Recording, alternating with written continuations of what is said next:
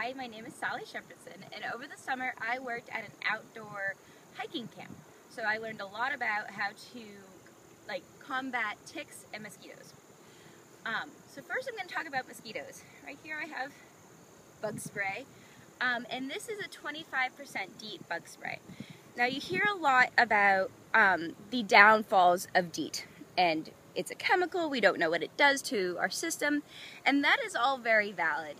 But however, the effects of triple E and the effects of bacteria carried by mosquitoes are very well known, and DEET is mostly speculation right now.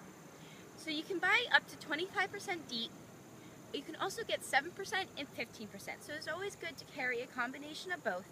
Put this on maybe once a day, and then if you're still getting bitten by mosquitoes, apply maybe 15% or 7%, especially if you're out around dusk or dawn, or if you're in a deeply wooded area by a stream or a lake, because that's where the most mosquitoes are going to be, especially young mosquitoes, and they're very hungry right when they're born, so they will bite you again and again. Try to wear long sleeves, long pants. Try to prevent areas of your skin that can be bitten by mosquitoes.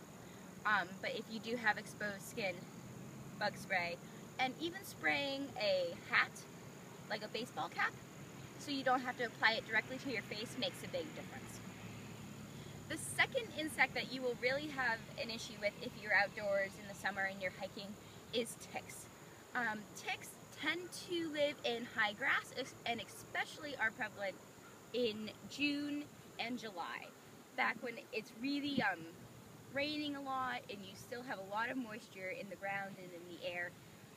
They get their water from the strands of grass. So they will actually be crawling up really high up on the strands of grass in the beginning of the summer. Towards the end of the summer, they have to retreat further down in order to get the water that they need, so they're a little bit less of a threat, but especially in June and July, ticks are a really big issue. Usually ticks, the biggest one is no bigger than the size of your pinky nail, and the smallest one is barely visible to the naked eye.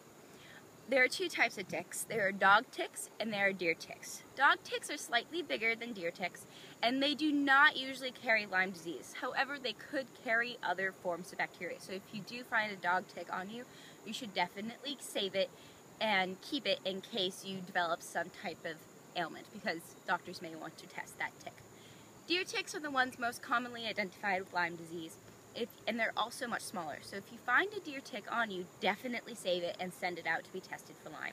If that does come back as positive for Lyme, even if you're experiencing no symptoms, go to your doctor and start treatment. If you see the rash but you don't find the tick, still definitely go into the doctor.